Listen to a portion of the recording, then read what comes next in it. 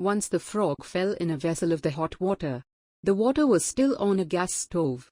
The frog still did not try to jump out of the vessel, instead just stayed in it. As the temperature of the water started to rise, the frog managed to adjust its body temperature accordingly. As the water started to reach the boiling point, the frog was no longer able to keep up and manage its body temperature according to the water temperature. The frog tried to jump out of the vessel, but with water temperature reaching its boiling point, the frog was not able to bear it and couldn't make it. What was the reason that a frog could not make it?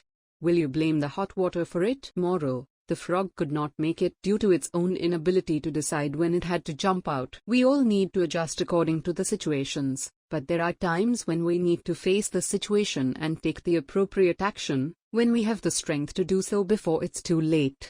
Walk out before you need to jump. Thank you for watching. Please like, comment and subscribe. Also share with your friends.